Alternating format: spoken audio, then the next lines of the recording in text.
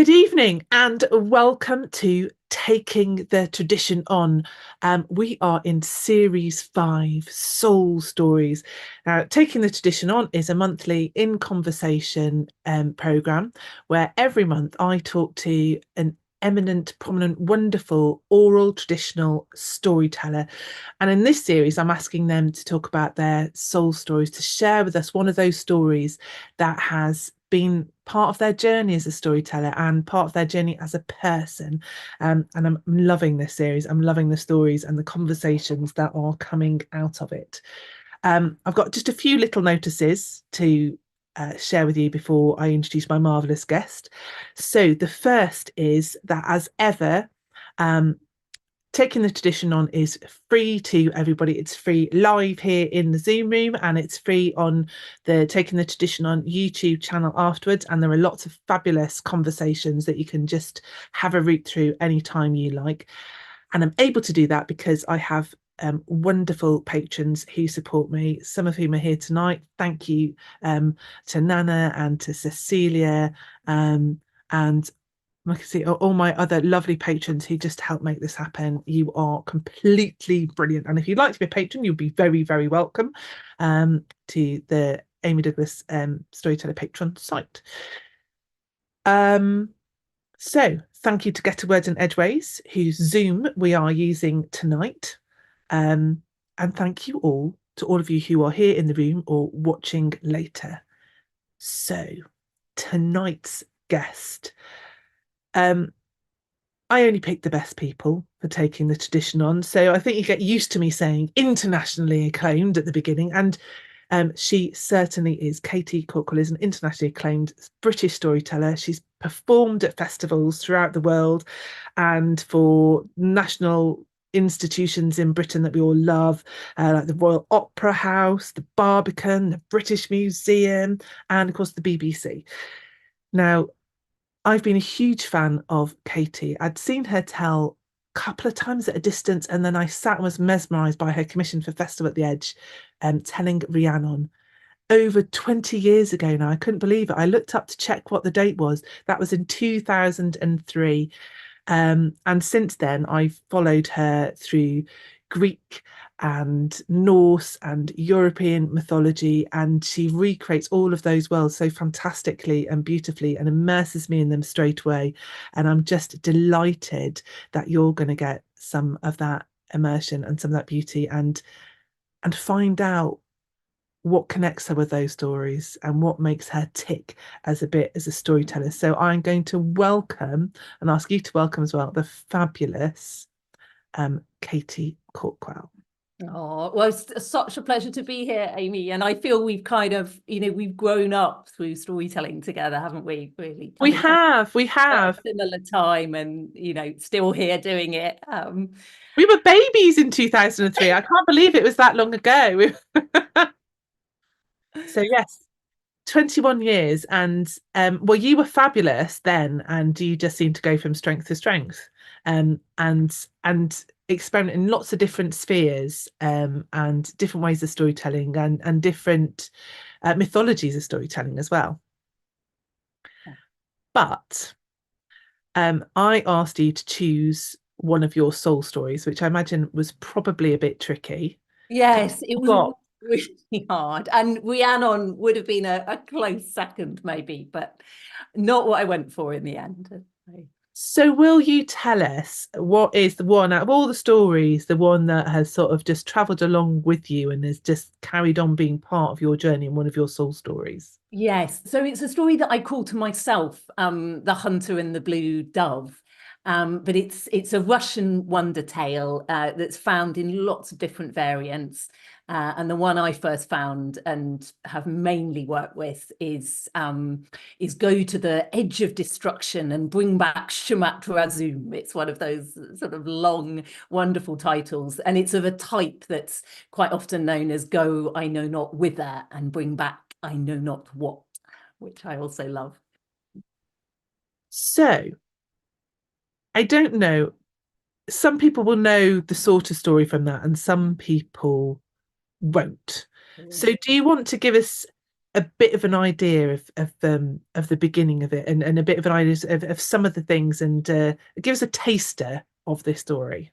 Yes, so to tell you a bit, Amy, Yeah, can we have a I yeah, I would love to hear the whole thing, but I yeah, suspect we then we haven't won't got have time any for that, time to have we, talk. tonight? No. So yeah, so I'm going to be telling some bits tonight and maybe summarizing some other bits. But it starts like many good stories.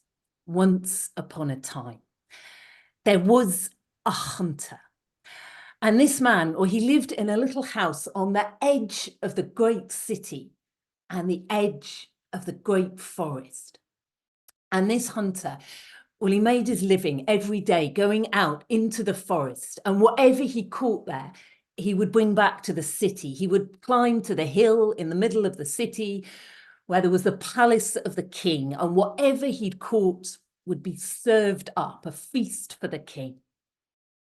Well, one day, the hunter, he was out in the forest and he was treading carefully, quietly through the trees when suddenly he saw on a high branch a bird like he'd never seen before, about the size, the shape of a dove, but a brilliant kingfisher blue. And he thought this would be a rare delicacy for the king's table. So he chose an arrow, he fitted it to his bow, and he let it fly and he struck the bird, but just through the tail feathers. She tumbled from the branch onto the ground, and he went and he scooped her up, and she was fluttering in his fingers, and he was just about to wring her neck, finish her off, when she opened her beak and she spoke to him. Hunter, she said, spare my life. You will not regret it. And that is how the story starts. Shall I tell you a bit more of the story, or Oh, I was sitting on the edge of my seat. Obviously I want to hear some more of the story, but what was it that drew? Maybe tell us a bit about what drew you to this story. We've got the hunter and the blue dove. When did you first come across it? Tell us a bit about your in. You've yeah, introduced us to the story. What was your introduction to the story? yeah. So I came across this story in a book, a collection which I've got here, which is probably backwards for you, but Myths and Folk Tales of the Russians, Western Slavs and Magyars, a wonderful collection by Jeremiah Curtin. And I'd already worked with a couple of stories in the book, but I remember really specifically when I started working with this one. It was summer 2008, and I know it was then because I'd just given birth to my second son, and I wasn't doing any other work. I wasn't really thinking about storytelling, except that I'd been shortlisted for something called the Arts Foundation Award. And this was just such a great opportunity. I felt I couldn't kind of say, not now, I've just had a baby. And part of that process was the four of us who were shortlisted had to tell a 20-minute story at the Barbican Pit Theatre. It's, I think, the first and last bit of competitive storytelling I've ever done. And so I had to prepare a story, and my son was going to be just a couple of months old, so it was a really, and the sensible thing to have done, of course, would be to have gone back to like a story I knew really well and told that, but for some reason, I just had this feeling that I needed to find a new story for this event. And so I went back to this book where I had read the story a little while before, and I don't know if you do this, Amy, or anyone else, but the contents pages, you probably can't see that, the contents pages of a lot of my collections of folk tales are full of little question marks, stars, possibly little plot summaries. I kind of make little notes. And on this one, I put star, star, star, and I knew I had to come back to it. And I think it was some of the images in the story that really stayed in my mind initially. I just thought these are wonderful, magical images, and that's what most resonated for me. So I told it for the very first time with my baby in the dressing room and my mother, who's here tonight, looking after him while I went on stage and told the story. And I kind of, by this time, I'd realised that really it needed more than 20 minutes to do it justice. But I told a kind of short version. And I didn't win the Arts Foundation Award, but what I did get out of the whole process was this this wonderful story that I've just been telling and telling ever since. So yeah, it was really worth doing from that point of view. Well, I'm going to say as well that there were only 4 people shortlisted, and it was quite a massive and big prestigious thing at the Yeah, Barbican. It was, yeah, it I was. mean, just to being part of it, I think was actually quite an accolade, to be fair. Um, and I totally get that because it does feel like, oh, it's a sensible thing that, oh, I should tell something that I know and that I'm really comfortable with, and it's going to be easy. But you just had a really big life event. And I think that's when you have that, when you change as a person, it's like the same way, like kind of you go to put your clothes on after being pregnant and kind of your body isn't the same shape. And things that were really comfortable before you got pregnant, you kind of go, oh, it doesn't really suit me anymore. Yes, Um, it's easier to buy something new than to unstitch and resew something that is old. And and when you kind of have changed perspective, which and you do when you become a mother, I think you actually made a really wise decision because you have different things to say suddenly, and you're coming at things from a different place. yes, mate, yes. No, maybe there was something about that. Just yeah, a big change needing, yeah, needing a new story for me. So, um, by the way, I've got lots of questions that I want to ask about this, but I'm just going to say to people, so I'm going to be keeping an eye on the chat. So if you have questions that you want to dive in with, I will be keeping an eye on the chat and I'll be trying to bring other people's questions in as well. If I miss it because I'm just too busy listening to Katy, which is entirely possible, we will have a Q&A at the end. So if you've got any burning questions and you, oh, she missed it and she should have asked this, we will come back and you can ask those questions at the end. So don't worry. So there we are with this, new story, Yes. Shall I tell you a new little baby. about what how it unfolds? Yes, yes, So, do. um, so I'll tell this next bit a little bit more briefly, not a kind of full telling of the story. But what happens is the hunter is so amazed that the bird is speaking to him that he, of course, does not kill her. He takes her back to his house. And the moment that he crossed the threshold, she flew out of his fingers and she transformed into the most lovely young woman, shining in the darkness of his little house. And oh, she said, you've brought me home. I like it here. I want to stay. I tell you what, you be my husband and I'll be your wife. And Auntie began to laugh. Yes, he said, I would like that very much indeed. And so the hunter and the blue dove woman, they got married and they lived in that little house.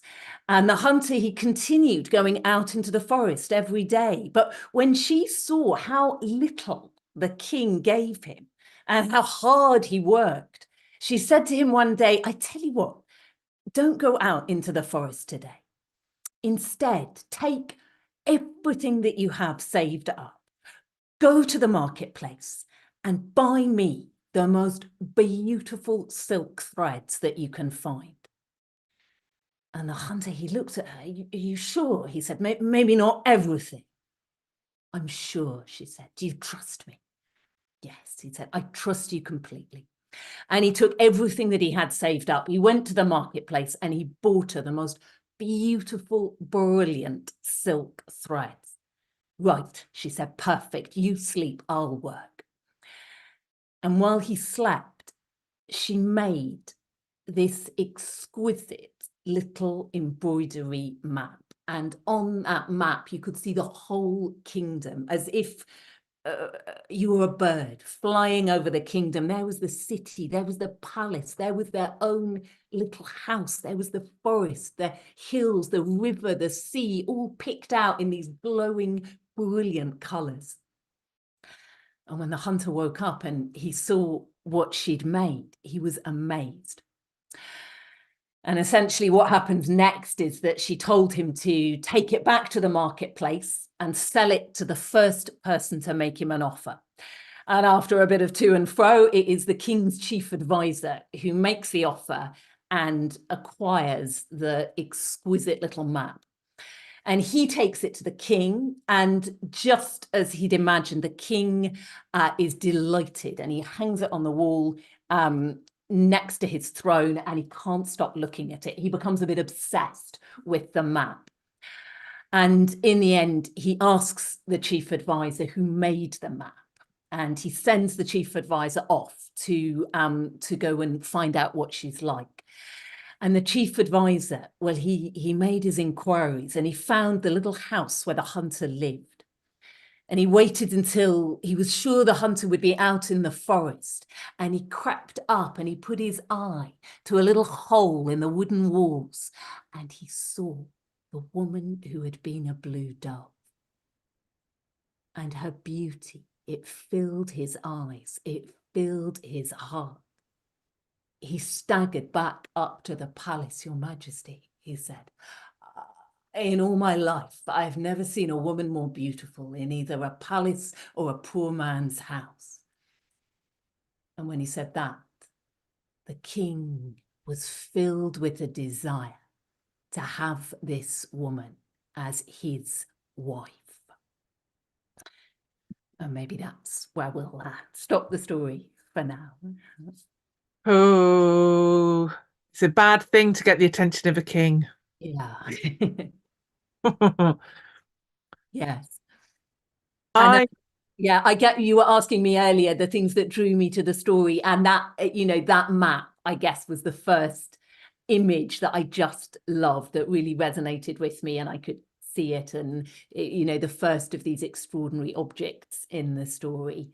And I like it as well because you know, it seems a good metaphor for you know, there's the creativity there, but there's also the industry, the hard work you have to put into making something beautiful, and maybe the sacrifice as well, and the risk that, you know, you give up everything you've got to try, you know, try this new path, and that, you know, that's very appealing to me. Well, for me as well, that fact that she brings in the fact that she was a bird beforehand, and it's that thing about being an artist and to be a true artist and to make people see things in a different way and to come at something with a different perspective. And the fact that she has that bird's eye view, that she's coming at it from an entirely different angle to everybody else. Yes, I yeah, I, I really love yeah. that as well. A different way. Yeah. And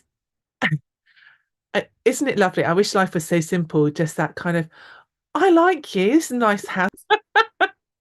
I know, and it's sort of crazy, but you know, there are moments in life like that where you know, if you're open to new ideas or new people in your life, things like that, you know, can happen sometimes. And I guess like a lot of wonder tales end with a wedding, and that is the happy ever after. But this one begins with the two of them coming together. And I, you know, when you were saying sort of why this story, what does it mean to you personally? For the first time, it struck me that actually for me, you know, I met the woman who's now my closest friend when I was 17. I met the man who still is my husband when I was 19. These two very important people came into my life, you know, really young, and then have been there through the journey. And that's what happens with the hunter and the woman who was a blue dove. You know, they just meet each other, and then, you know, then life's journey begins, and they kind of support each other, sometimes apart, sometimes together through it. That was something that really came across actually in your telling for me. I said they just felt really young, Yeah. and that moment of equality as well, is it's kind of, yes, he's a hunter, but he's not an old hunter. He's a kind of they haven't got life's armor on yet. They're No, no. they're their eyes are open to magic, and that willingness and that thing of, do you trust me? And I think you maybe trust more easily when you're young, and then the people that return that trust do become your friends for life, and maybe that trust is a little bit harder to win once you've been burnt a few times. Yeah, maybe. Yes. Yeah, maybe you're not always so open to it later on, but that can happen later too as well, can't it? Oh yes, it can happen, but maybe not as instantly. I don't know if that kind of just, oh yes, let's do it, is a very Yes. 20. before you've got all the other responsibilities. It's like, do you want to go to a festival this weekend? Yeah, I'll just jump in the van and go. Which is harder. Well, for I me, don't know. I do know some people certainly older than me that still seem to approach life like that. You know, I think, things to yeah, hold on to. it's one of those things. I think you spend half of your life trying to grow up, and then the other half trying to become young again, and kind of, those grannies who are just like really mischievous and just coming back into that embracing life childhood. You don't have quite the same responsibilities again, that you can just go for it. Um, I'm Yeah. making a note to myself to be more like that. Yes. Yeah. It's like, yeah, I'm going to write it on my to-do list. That's how sad I am. Okay, that's not the right approach, Amy. Yes, but there's another character actually from another story that I've told a lot also that came from this book about a boy who just seems to have sort of light in his heart, and things happen because he's open to them. And I think that that clearly really appeals to me in stories, because I like returning to these characters. So yeah, maybe it's a kind of medicine for me, what I need in my life. I'm interested. I don't know. Did you go back and read it when I asked you about kind of choosing your soul story? Because you've been telling Yes. me now for over 20 years. Well, maybe not quite that long, but it, has it changed a lot? Because one of the things that I'm wondering about is, we're still kind of at the beginning of the story, but she's so strong, and she's got such a life and vibrancy to her, this woman, and the equality, and how he's willing to defer to her, and it feels like a strong partnership. Is that Mm. in the original, of you kind of taken it and No, made it yes, that? actually, Eve, I did go back to the original, and I hadn't read it for years and years, and I was like, oh my goodness, I'd forgotten that, and also, oh, I made that up. I thought, I was sure that was in the original, those kind of moments as well. But actually, in the original, it's almost the other way. She's later on they keep saying, it would be easy to fool him. He's an idiot, but she's the cunning one. How are we going to get around her? So actually, in the original, he is more of a fool, and she's more of a the clever, cunning wife. So I think I've made it more, I hope, a bit more balanced.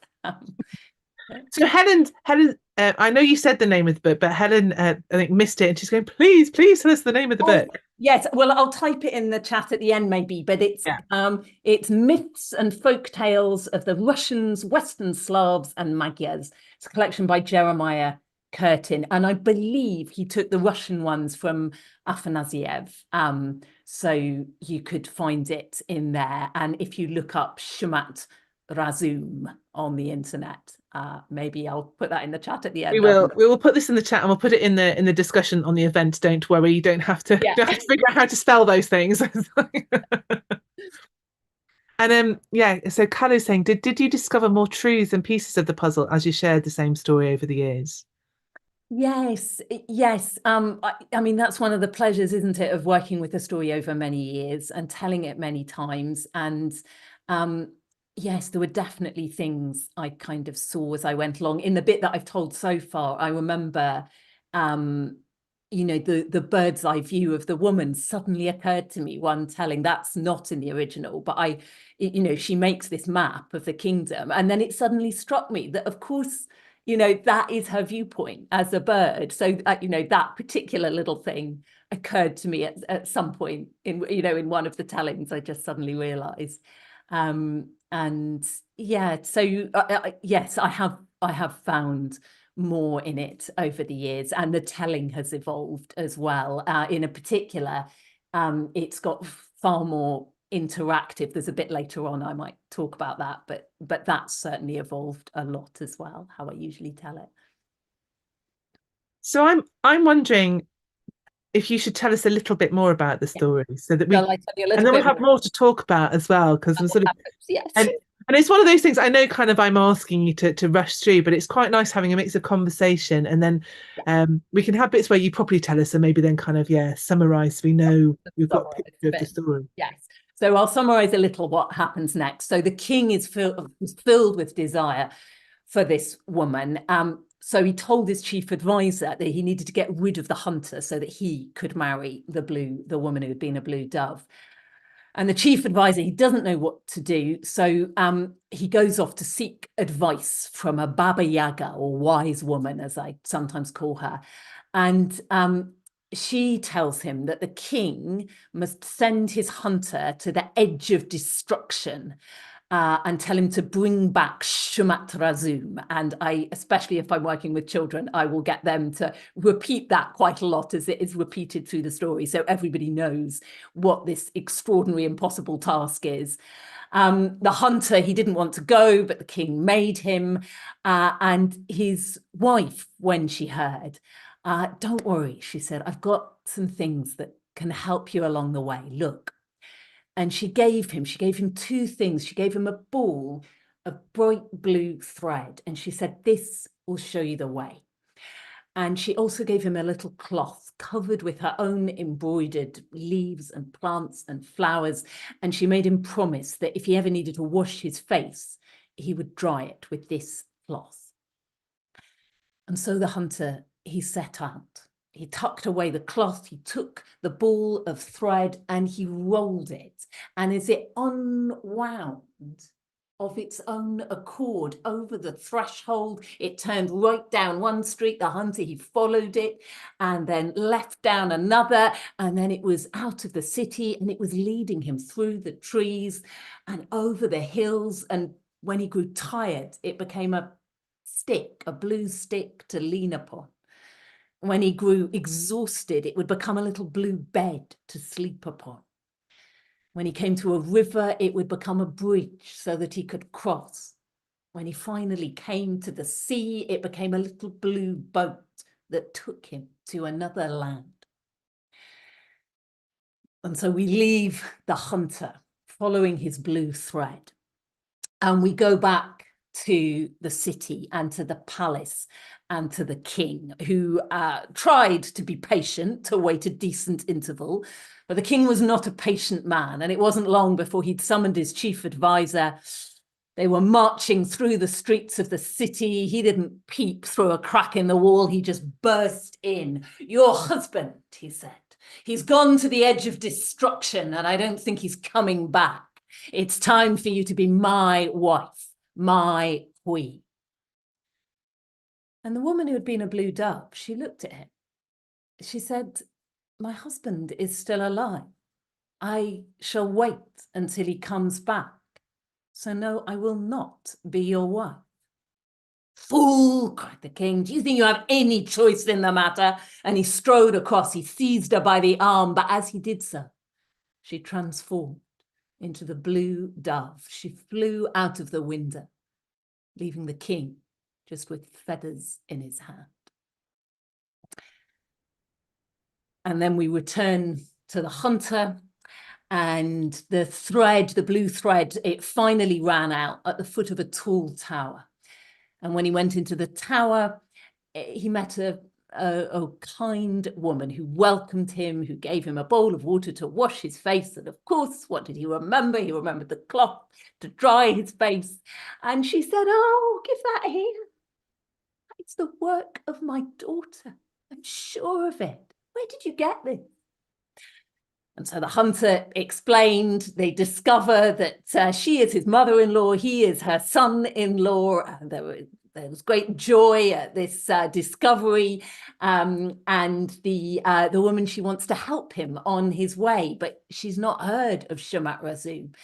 So she says, maybe one of my friends can help you. And then we have a sequence where she took him up to the top of her tower. And from the top of the tower, she called on all the birds of the world and they all came circling overhead, from the tiniest wren to the greatest eagle. And if we were doing this in the same room, these days I get people to tell me all the birds that were there, and we have this kind of wonderful voicing of the birds in the room, but they don't know where to find Shamat Razoo. So then we have a sequence of three. She goes to ask the beasts, and they also don't know. And she goes to ask the fish and the creatures of the ocean, and they also don't know. And they're about to give up when who should come limping towards them but an old frog. And I have been to the edge of destruction. I know where to find Shamat Razoo. But these legs are old and tired, and they can no longer take me. Oh, said the woman, faithful frog, that is easily solved. And she went, and she got a wooden bowl filled with milk. And she picked up the frog, and she put the frog into the bowl of milk. And then she put the bowl into the hunter's hands. There, she said, you shall carry him, and you shall guide him. My blessings on you both.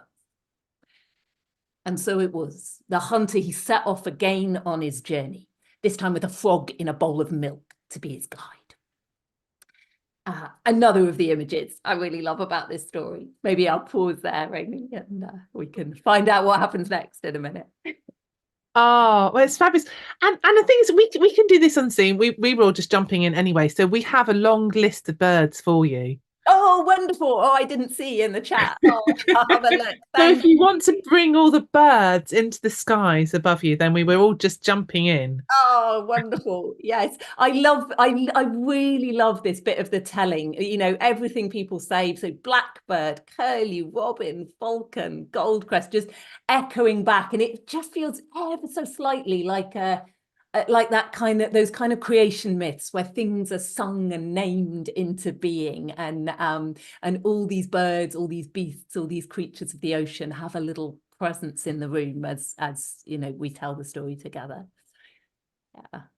And when people bring the things that they see, I imagine as well, there's kind of all of those mythical birds, but then there's all the kind of just that remembering of looking out and kind of suddenly, just we all have birds that we love. We all have birds that we see every day that kind of, it's just nice to nod to them and remember. Yes, yeah.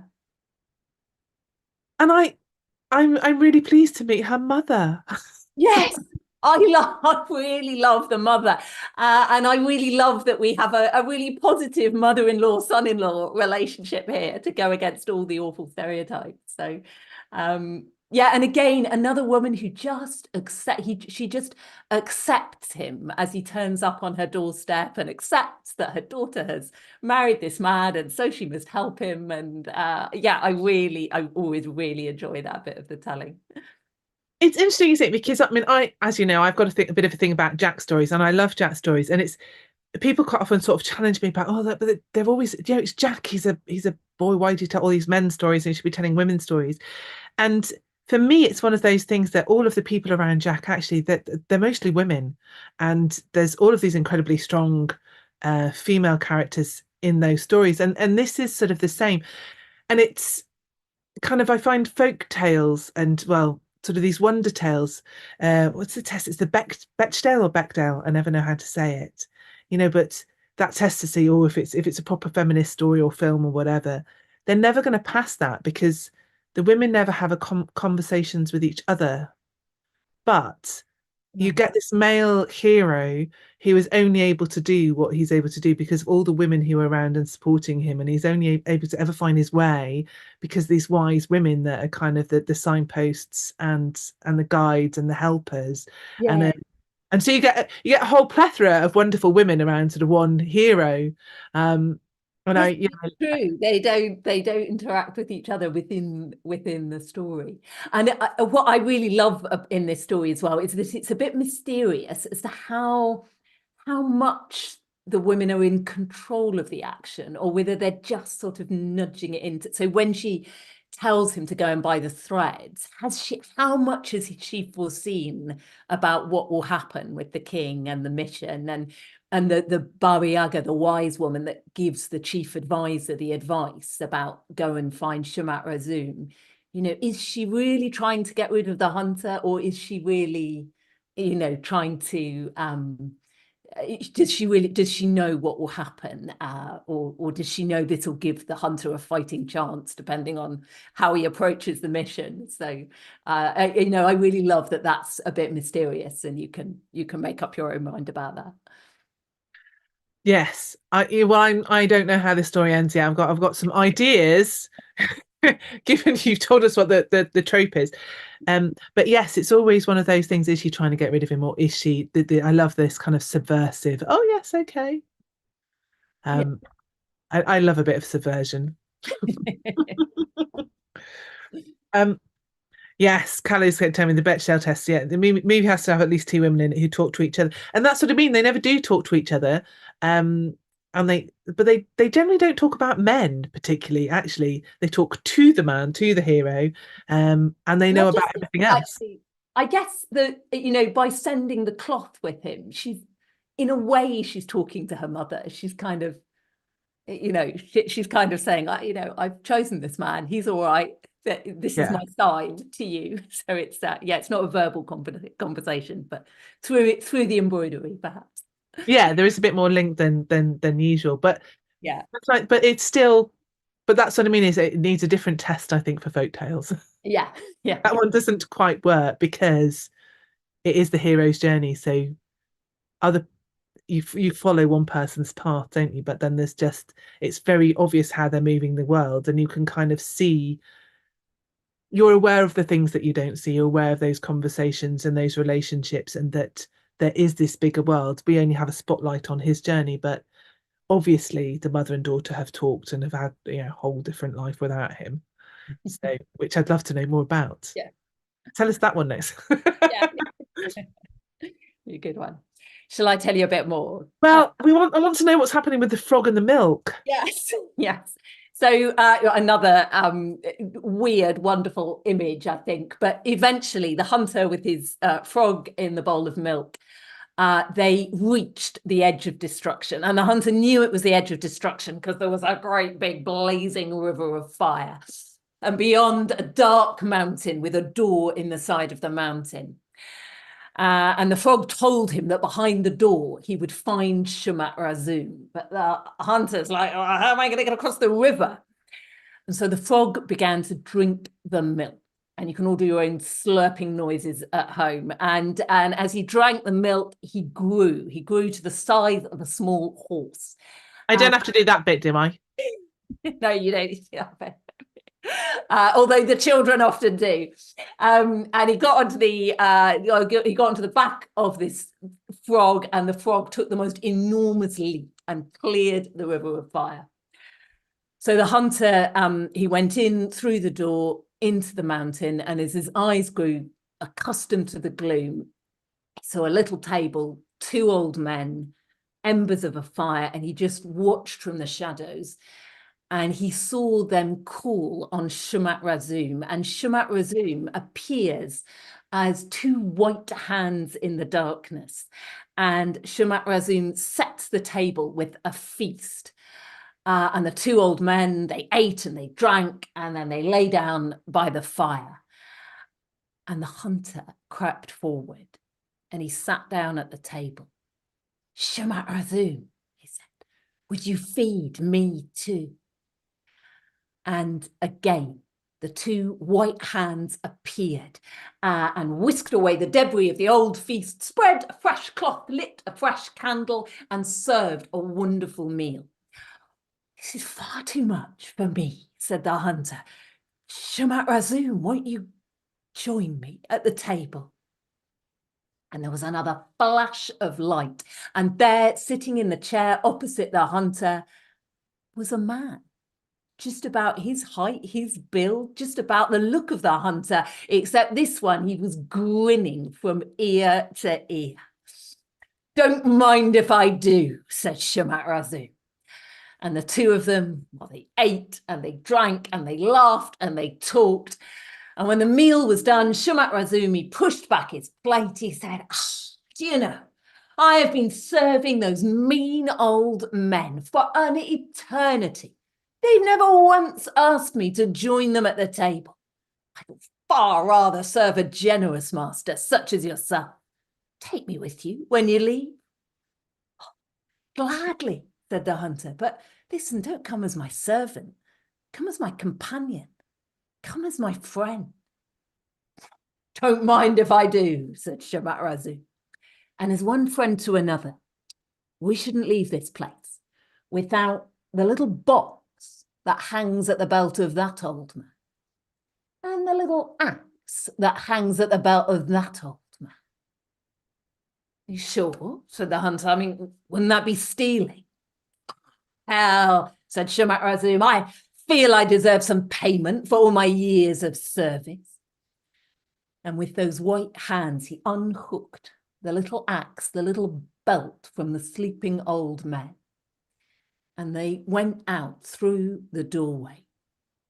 But as the hunter came out, blinking into the light, he looked around. Shamat Razum, he said, where have you gone? Where are you?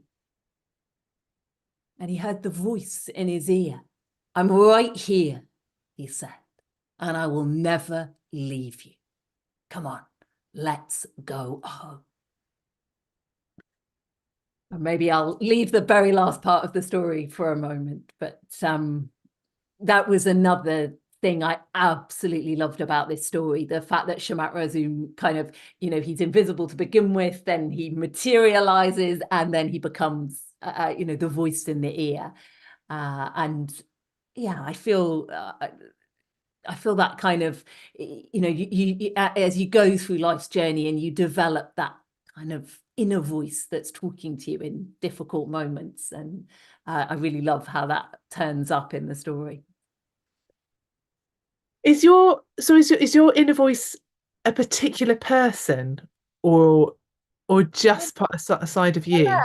Well, I guess in some scenarios, yes, it has been. I particularly remember in my 20s a couple of times getting myself into a place where I do quite a lot of sort of walking and camping in the mountains and being by myself being quite something I was a bit out of my depth in, scrambling up the side of a mountain and then realizing I couldn't go back the way I'd come, and beginning to panic, and very specifically hearing the voice of imagining that a couple of people I knew who I really trusted in the mountains and who I'd learned such a lot from, were there just telling me to take a deep breath, talking me through it, giving me the confidence really to find a path out of there. And so that was very specifically, some sort of imagining somebody else there talking me through it. But I guess I also feel like I've developed a sort of my own inner voice that's maybe a composite of all kinds of influences, but in the end, it's my own voice in my head telling myself, not to panic, or all will be well, or just before I'm about to go on and do a storytelling performance, to just, see the story, be the story, return to the story. That's my kind of talking to myself just before a performance if I'm feeling really nervous. So yeah, a kind of mixture, I guess, Amy. Yeah. And do you have any? I know some of who your storytelling mentors are. I'm not sure I know all of them, but I mean, do any of them sort of still? Do you have their voices in your head? Because I know, I mean, you've worked a lot with Hugh, and I remember I was very young, one of the first times I saw Hugh, and he was sort of describing this thing of when you tell a story, that it's not just you, there's this whole line of storytellers who've told the story before you. And I used to I'd see Hugh there with all these ghosts fading back, a bit like one of those sort of strange mirror things, in the distance. And just these, and I saw them as being silent ghosts. And then I worked a lot with Duncan, and Duncan died, and I've discovered that my storytelling ghosts are not quiet. I mean, they're storytellers. They never blummin' shut up. It's Duncan is a very definite voice in my head. He will tell me exactly what he thinks, or sometimes it'll be a voice, and sometimes it'll just be him with his head in his hands, just sort of shaking his head. Oh, Amy, that's brilliant. Yeah, maybe not in quite the same way, but I've had, I don't know, so many mentors and influences. I mean, the Company of the Storytellers were who I first heard age 13 growing up, and then because I was in Norfolk, I heard Hugh quite a bit as a teenager, and went on some of the courses and retreats that he ran in my early 20s, which were really influential for me. Yes, but many others, and no, I guess like not while I'm actually telling a story, but I guess sometimes when I'm rehearsing, I would imagine the feedback they might be giving me, or yeah, yes, a little of that perhaps. So, because I didn't realize how young you were when you started. How old were you when you told your first story? Or well, I wasn't storytelling at age 13, but that's when I encountered it. And then I really loved it, so began to seek it out as a teenager. I was really into drama at school, and then it was at university. So about 1920 when I kind of Hugh happened to be where I was at university running a storytelling workshop, and that started a process of me thinking, oh, maybe I can have a go at this myself. And I set up a university society, and it was really blind leading the blind, but it was wonderful. Sort of every week we would meet, so every week I'd need to prepare a new story, and it was a great a great way of learning repertoire, of learning storytelling as I went, and also of learning that skill of hosting an open mic, and the perils and pleasures of that. So Which there are many. indeed. So yes, I was kind of about 20 when I actually started. And the other really significant place for me actually was through my teenage years, and ever since, I've been part of this organization called Forest School Camps that takes children camping and walking in wild places, and we have campfires, and those were some of the very first places I told stories, and also to tired children walking along just to try and keep them going. I discovered how a good story was almost better than anything at just keeping them going as we walked along. So Yeah. And so are you, yeah, so you started storytelling then as well about the same time you met your partner, so that those two journeys have kind of been, well, I don't know about hand in hand because I don't know how much they've yeah. been they've been involved in the storytelling, but they've obviously been part of and supporting that journey, even if they. Yes, yeah, no, absolutely. And going to Beyond the Border has been something that he and I and my closest friend have done nearly every year that it's been on. So that's been a really nice way of connecting my family life and storytelling. So I'm going to start asking a personal question. So does this feel like this story is a bit of kind of an ode, because your mum's here as well? So Yeah. I've also got this thing voice um with your with your mum, she's here. Is this a celebration of her relationship with your partner, or is this how you wish it would be? Oh, that is very personal, Amy. I think it's a celebration. Yes, and how that can be. Yeah, Yeah, definitely. that's great. Well, it's how it should be, one hopes as well, because you want all your bits of your life to support each other, even if they don't. But I know that you said you were kind of looking for those kind of stories, and that was one of the things you liked about the story. So Yes, yeah, no, that's true. True. whether it was a wish or a celebration, I wasn't good. um, but back to this, yeah. So these voices in the head, and I love that you love that, because it's, I don't know, I feel much more excited about it now you've told me. But in the story, there is, I have to admit, there's a bit of me that's going, and I will never leave you. And I'm going to have a voice in my head for forever. You're going to be here with me every step of the way. That's a that could also be quite terrifying. And I love that you've taken that as a huge I thing. haven't seen it like that. I think Shamat Razum is, is there when he's need. I feel he's there when he's needed, but it's not a constant inner monologue distraction for the. And he comes in very useful in the last part of the story. Shall I tell you the last part of the Tell story? us, tell Yeah, us the last part of the story, fairly briefly. yes, very briefly. So to cut a long story short, they came back.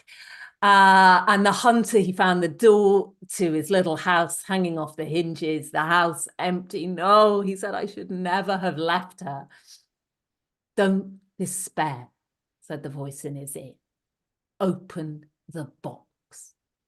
And he remembered, he took the little box that he'd taken from the cave, he opened it up, and as he opened it up, the little box began to unfold of its own accord, bigger and bigger and bigger. And out of that box, there came a palace, marble floors, colonnades, arches, ceilings, on, and it opened up into gardens and trees and flowers and butterflies.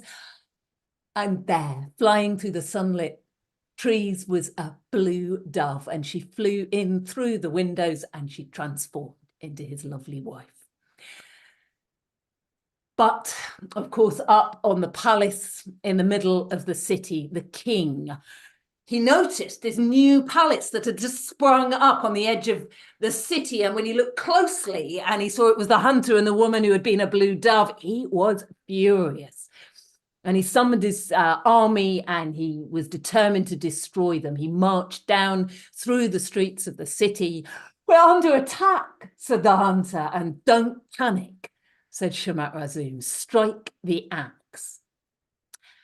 And when he struck the axe, soldiers sprang up, fully dressed, fully armed, until he had an army to match the king's. And there was a bloody battle that day. But the hunter's army was victorious. The king, he was cut down in the fighting. And when the people of the city heard their king was dead, what they felt most was relief. He had been a tyrant, a cruel ruler. And of course, naturally, they made the hunter and the woman who had been a blue dove their new king and queen. And the two of them, or maybe I should say the three of them, they lived in that palace on the edge of the city and the edge of the forest. They ruled that kingdom and they lived happily ever after. And I'm just going to cough. Yay! The three of them happy ever after. Yes, as in most good wonder tales. So, oh well, that is the best way to live, and yes, with a nice subversive Baba Yaga at the bottom of the garden. yeah, yes, and I think I just love that in the wonder tales, that importance of coming back and the pleasure, coming back home, and that the pleasure and the strength that can give you. And I guess that's also, my life is very split between being out and storytelling and then coming back to the family, and and the way the two things feed each other, I guess. So, I love this story of the hunter. He goes out, has this great adventure, he comes home, and there's been that support there all along. So, yeah. But he's also earned all of that as well, by being who he is and by listening and by trusting, and he does what he's told in so often in the stories. And don't forget to wipe your face with the cloth, with one thing you're told to do. No, he's good. He remembers. Well, this is it. He's listened and he's taken it in, and having, I was saying, oh, it might be a bit scary having a voice in your head all the time. When I heard your voice, when I heard what he said, and that support and just that lift, like you're saying, it's absolutely the voice up at the side of the cliff going, don't panic, it's fine, we can do this. Yes. Yeah, no, that's right. Oh, well, getting lots and lots of love on the chat, Katy. Oh, thank you. Brilliant. Elaine loves a good, wonderful, loves a good wonder tale. Hopes you will perform this sometime again.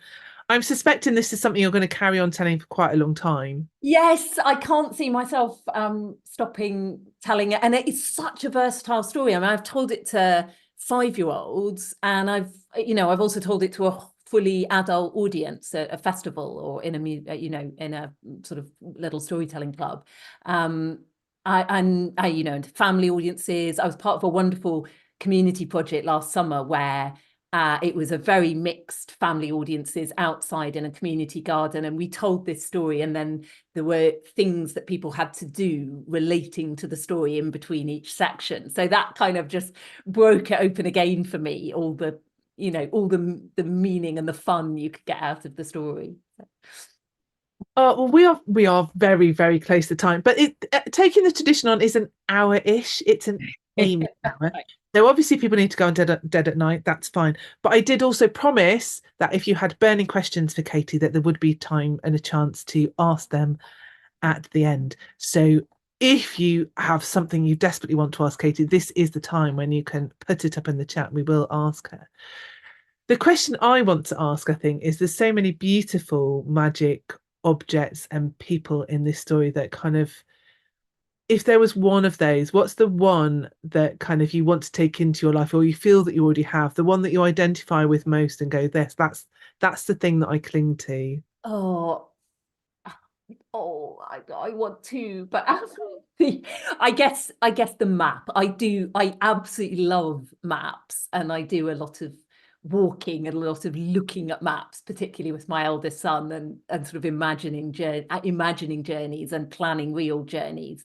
So I guess the map perhaps. But I do also absolutely love the box, which in the original, the palace is magicked into being in another way, and then the box just gives it a beautiful garden. So I've rather collapsed those two things, but I love this idea that you could just put down the box and this beautiful garden would unfold out of it.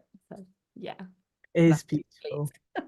But I love the map as well, and it feels like this whole story is your map. It Yeah. is your soul story, and it's a map of your life and how you were living it, and how you want it to carry on, and that yeah, the symbiosis of you feeding the story and the story feeding you is really beautiful and really shines out of what you've been saying and talking about tonight.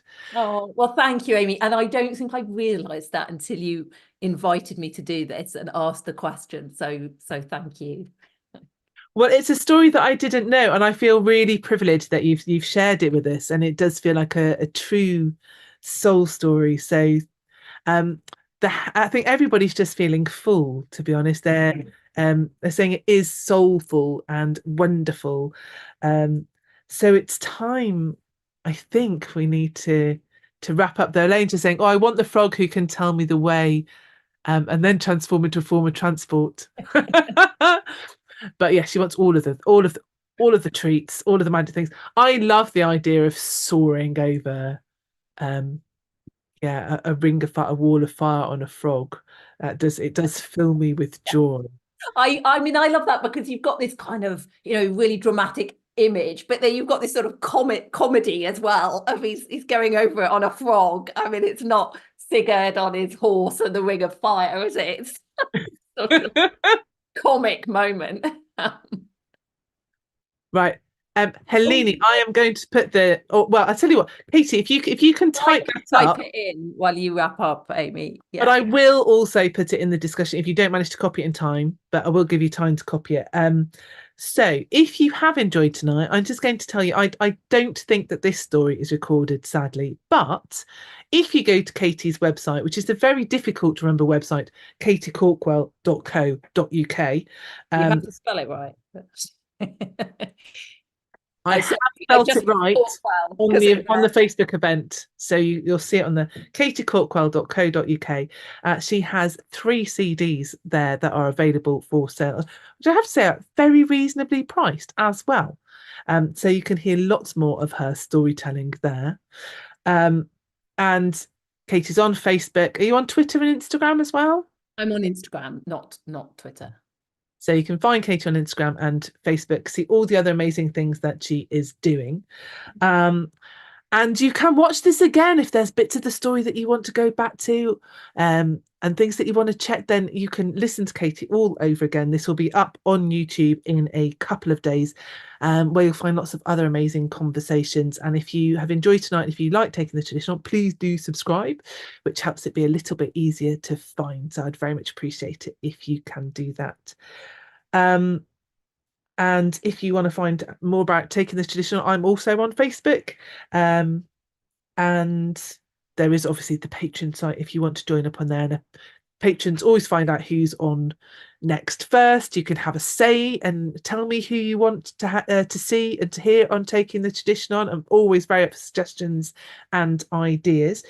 Um, taking the tradition on is usually the first Tuesday of the month, but next month, partly because I'm away for the bank holiday, it's going to be the second Tuesday. So it's on the 14th of May with Wendy Shearer, which I'm very excited about. Fantastic storyteller and author, current chair of the Society for Storytelling. And she is going to be exploring and telling her soul story, Anansi and Fire. But for now, any more info about taking the tradition on? I'm a first time listener and participant. Well, taking the tradition on is ideally what it says on in the title. Really, it is about how we take the tradition on, so how we carry it forward into the future, but also challenging it a little bit when it needs to be challenged, and what we do and what our practices are. So if you go to YouTube and put taking the tradition on, hopefully you will find it there. I have tried really hard to organize it. YouTube is not very conducive um, to having it really well organized. So you have to scroll through and explore. There's some of my stuff there as well, but there's lots of these conversations. There's also some related podcasts, taking my white privilege on. And it all started from an Arts Council project in 2020, with me figuring out how to take my heritage on, well, my apprenticeship on. I studied with Duncan Williamson, a Scottish traveller that I was talking about a little bit earlier, and having these stories from a different culture, that I was given to tell, but also making sure that I was telling them in good ways and respectful ways, and how you balance that thing of telling stories, and honouring where they come from, and what you can change, what you should change, what you shouldn't change.